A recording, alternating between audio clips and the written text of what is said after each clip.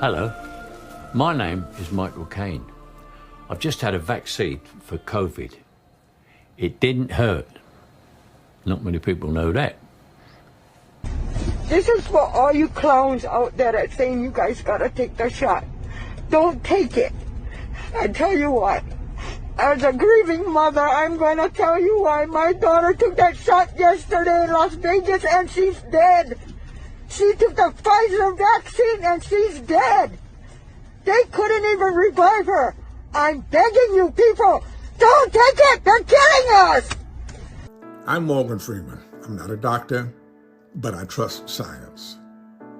And I'm told that for some reason people trust me. So here I am to say, I trust science and I got the vaccine. If you trust me, you'll get the vaccine.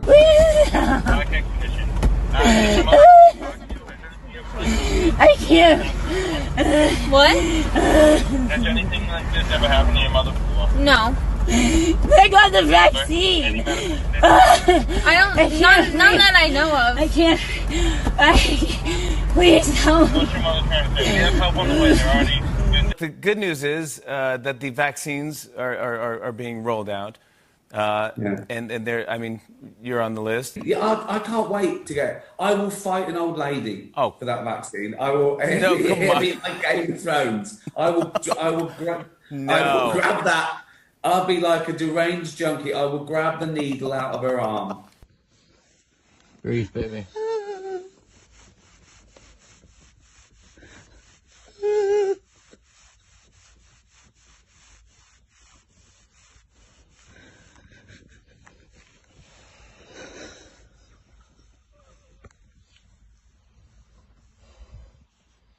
Can you talk to me? Can you say anything?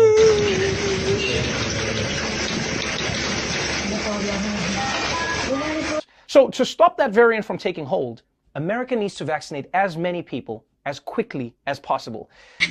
Come on, baby. Come on. Breathe, baby, breathe. It's okay. Come on.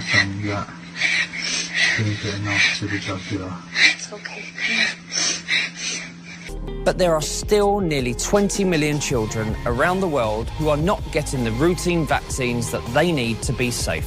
So please don't wait. Vaccinate yourself, vaccinate your children. I've been hiding a lot and not showing exactly what this has done to me. But I'm done hiding, and I'm done being scared. There are several stories like mine. The same doctors who told us this was safe are the same doctors brushing us off as if we didn't matter. It is now time that we are heard, seen, and believed. You always, I mean, the younger kids are vulnerable. You don't want to be putting things into younger children until you know it's safe and effective. So we know we're good to go from 12 to 15. So now we're going to go 12 to 9, 9 to 6, 6 to 2 years, and 6 months to 2 years. More people, according to VAERS, have died after getting the shot in 4 months during a single vaccination campaign than from all other vaccines combined over more than a decade and a half. The more people in society that get vaccinated, the more chance there is of eradicating the national COVID pandemic. It's really important to know that the vaccines have all been through and met the necessary safety and quality standards. The safety data now, I can no longer recommend it. I can't recommend it. It's past all the thresholds to being a safe product. It's not a safe product. None of them are. It's not just Johnson & Johnson. In fact, more of the safety events in the United States have occurred with Moderna and Pfizer. As we sit here today in May, there are over 4,000 dead Americans. There's over 10,000 dead people in Europe that die on days 1, 2, and 3 after the vaccine. Dear mums and dads, grandparents, aunties, uncles, brothers, sisters, nephews, nieces, sons, daughters, cousins. We love you. We know we don't say it often enough. And sometimes we have our disagreements like families do. But wherever you are, we love you from the bottom of our hearts, and we know you love us. And we want to see you again. COVID-19 has kept us apart for way too long. We want to hug you. We want to celebrate with you. We want to worship with you.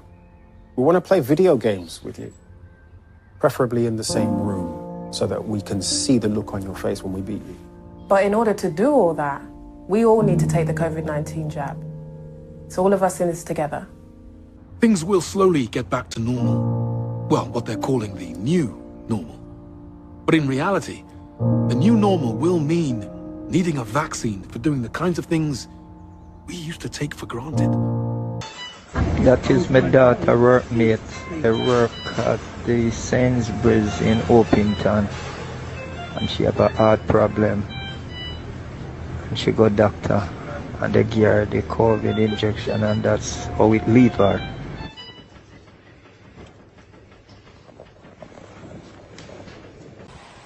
I had no idea the risks or the cost. We need to be heard. I received the Moderna vaccine on March 11th, and my life hasn't been the same since. We believed that this vaccine was the right thing to do. So please, trust us and listen to us when we tell you that we are continuing to suffer physically. Upon receiving the second shot, Maddie immediately felt pain at the injection site. Over the next 2.5 months, her abdominal, muscle, and nerve pain became unbearable. She had developed additional symptoms that included gastroparesis, nausea and vomiting, erratic blood pressure and heart rate, memory loss. She mixes up words, brain fog, headaches, dizziness, fainting. She fell and hit her head, and then seizures. She developed verbal and motor tics. She had loss of feeling from the waist down and muscle weakness.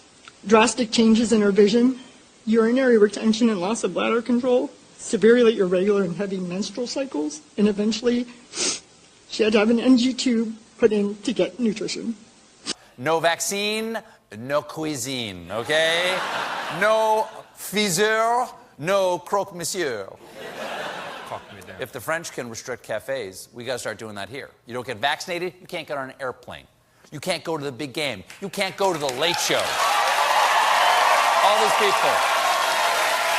Bleeding, profuse bleeding, has been seen in individuals who have gotten the Moderna vaccine, right? They have bleedings in the skin, jerking over the whole body, which also can be the consequence of thrombus formation in the brain, has been reported from America, people getting that vaccine, and this jerking, which is horrible, these people will probably never be normal again, you know?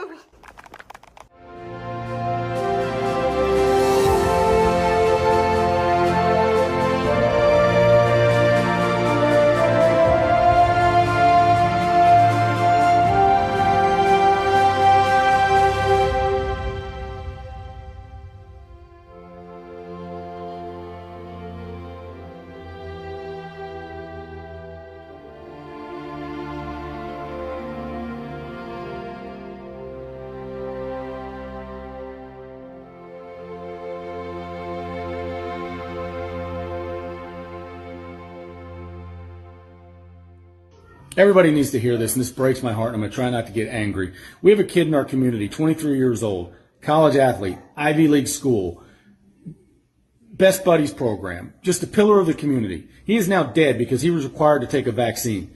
He took the vaccine and immediately had a heart attack and died. There was no reason for this. This kid would go out of his way to always check up on my daughter, because I have a daughter with Down syndrome, would go out of his way to make sure she was always good. Just a great kid who is now gone because he was required to take a vaccine for a virus that would not affect him. Science says it would not affect him, so why would you force the kid to take a vaccine?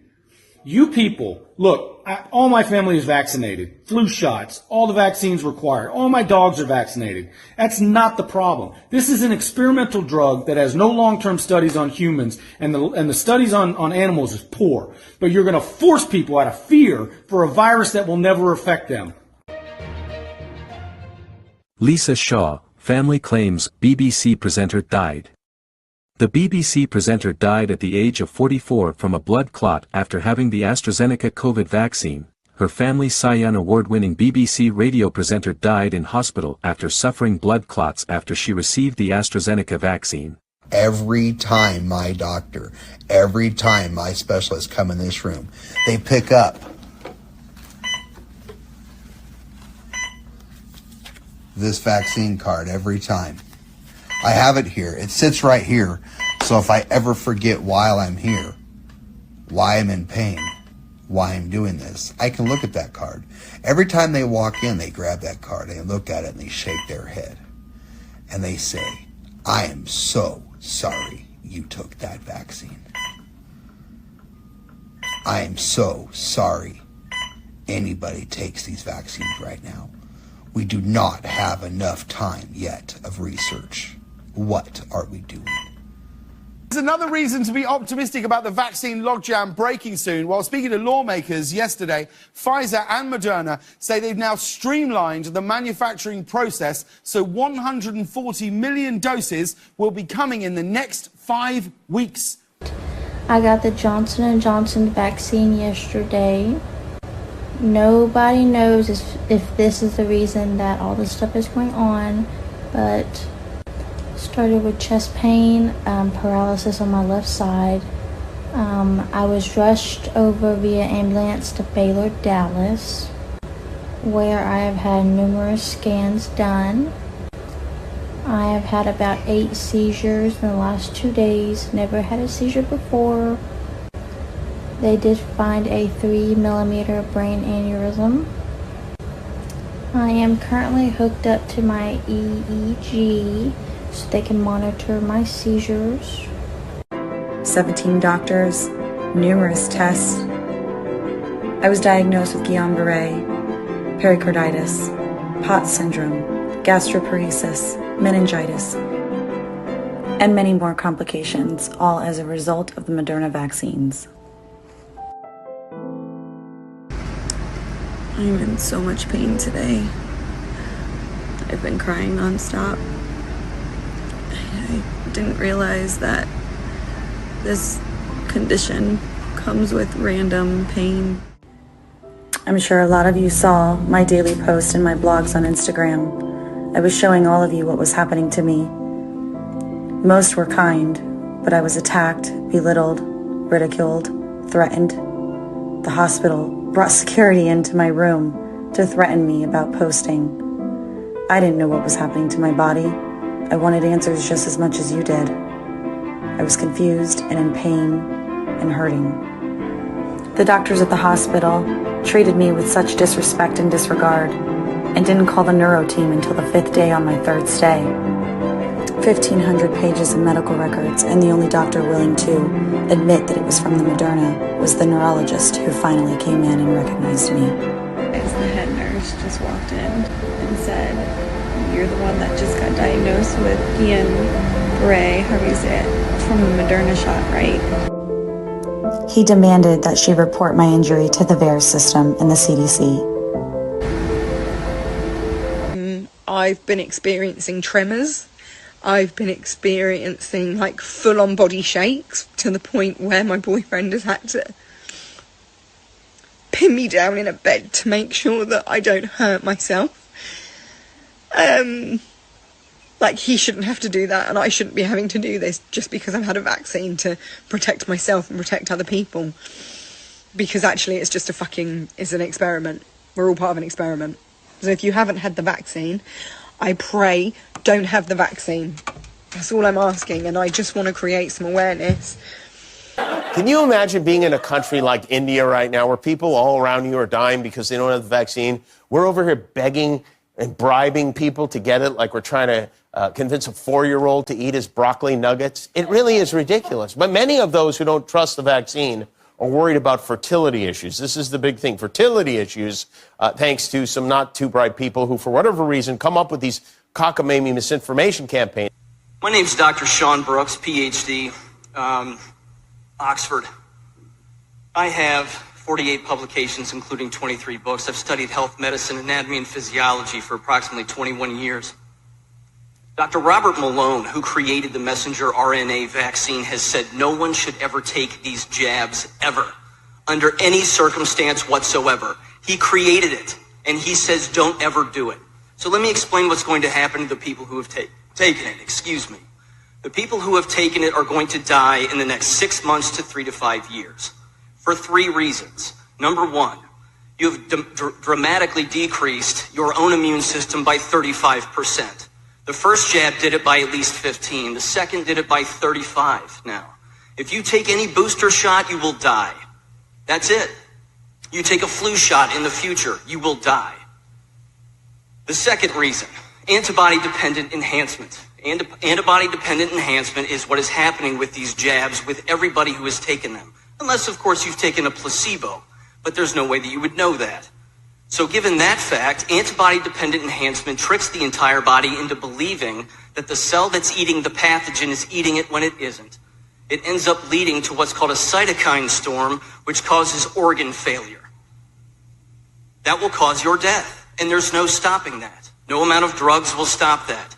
The third thing, blood clotting. Everyone who has taken the jabs is blood clotting. If you don't believe me, there's a way you can find out. Take what's called a D-dimer test. What that does is that detects blood clotting at the microscopic level. They're cutting full blood clots out of people right now. As I'm talking to you, millions have died from the jabs. In your last meeting, you advocated for people to take the jabs potentially in the future, along with wearing masks. And I heard parents say the same thing. So to the parents who are actually considering jabbing their own children, you're going to sterilize them permanently. People who have taken the jabs are sterilized. 80% of women who have been jabbed have lost their children in the first trimester. You can't have kids. I'm a retired pediatrician and also a grandparent. And when I was working, I always advised all the routine childhood immunizations, both for my patients and indeed my family. But I'm being asked a lot at the moment about the rollout of COVID-19 vaccines to teenagers. As doctors, we have to balance the risk of a disease against the risk of the vaccine. The risk of serious disease, let alone death from COVID-19, almost disappears for children. COVID vaccine risks perversely seem to be higher the younger you are. So for the very group who are least at risk from COVID itself. AstraZeneca, for example, has been withdrawn for those under 40 in many countries because of dangerous blood clots. The Pfizer vaccine has been linked to myocarditis, and it's occurring in as many as 1 in 6,000 young men aged 16 to 20. We've even seen deaths of several children following vaccination in the US and Canada. And there may be long-term side effects that we haven't yet discovered. There's new research from Pfizer in Japan suggesting that nanoparticles from the vaccine accumulate in the testes and the ovaries, and we have no idea whether that has any implications for future fertility. So for children, the balance of risk is very clear. The risk of the vaccine is greater than the risk of COVID itself. So what about protecting adults? Well, adults don't need children to protect them. The UK already shows that over 80% of adults have antibodies, either from vaccination or indeed from prior infection. And what about new variants? Well, they're going to rise anyway, regardless of how many people are vaccinated or not. In society, adults are responsible for protecting children, not the other way around. We cannot expect children to take a vaccine when we don't yet have long-term safety data. Children have their whole lives ahead of them. So if you're a parent, or indeed a teen, it's your decision. You can say you'd rather wait till all the safety data is in. But at the end of the day, you can just say no. I'm a clinical lab scientist and have tested 1,500 supposed positive COVID-19 samples collected here in Southern California. When my lab team and I did the testing through Koch's postulates and observation under a scanning electron microscope, we found no COVID in any of the 1,500 samples. What we found was that all of the 1,500 samples were mostly influenza A and some were influenza B, but not a single case of COVID And we did not use the BS-PCR test. It's polymerase chain reaction test. Celia Farber does wonderful journalism on the topic. I did videos on this channel for that. We then sent the remainder of the samples to Stanford, Cornell, and a few of the University of California labs, and they found the same results as we did. No COVID. They found influenza A and B. All of us then spoke to the CDC and asked for viable samples of COVID, which CDC said they could not provide as they did not have any samples. We have now come to the firm conclusion through all our research and lab work that the COVID-19 was imaginary and fictitious. The flu was called COVID, and most of the 225,000 dead were dead through comorbidities such as heart disease, cancer, diabetes, emphysema, etc. Then they got the flu, which further weakened their immune systems, and they died. I have yet to find a single viable sample of COVID-19 to work with. We at the 7 universities that did the lab tests on these 1,500 samples are now suing the CDC for COVID-19 fraud. The CDC has yet to send us a single viable, isolated, and purified sample of COVID-19. If they can't or won't send us a viable sample, I say there is no COVID-19. It is fictitious. The 4 research papers that do describe the genomic extracts of the COVID-19 virus never were successful in isolating and purifying the samples. All the 4 papers written on COVID-19 only describe small bits of RNA, which were only 37 to 40 base pairs long, which is not a virus. A viral genome is typically 30,000 to 40,000 base pairs. With as bad as COVID is supposed to be all over the place, how come no one in any lab worldwide has ever isolated and purified this virus in its entirety? That's because there never really they never really found the virus. All they've ever found was small pieces of RNA, which were never identified as the virus anyway. So what we're dealing with is just another flu strain. Like every year, COVID-19 does not exist and is fictitious. Dr. Dan Stock, 5777 West 7 North McCordsville, Indiana. The reason we still have a problem is because we're doing things that are not useful, and we're getting our sources of information from the Indiana State Board of Health and the CDC, who actually don't bother to read science before they do this. I'm actually a functional family medicine physician. That means I am specially trained in immunology and inflammation regulation, and everything being recommended by the CDC and the State Board of Health is actually contrary to all the rules of science. 75% of people who had COVID-19 positive symptom cases in Barnstable, Massachusetts outbreak were fully vaccinated. Therefore, there is no reason for treating any person vaccinated any differently than any person unvaccinated. You should also know that no vaccine, even the ones I support and would give to myself and my children, ever stops infection. Did you get your vaccine yet? What? Your vaccine. I don't do that shit. Don't give me that shit about the vaccine. Oh, with you.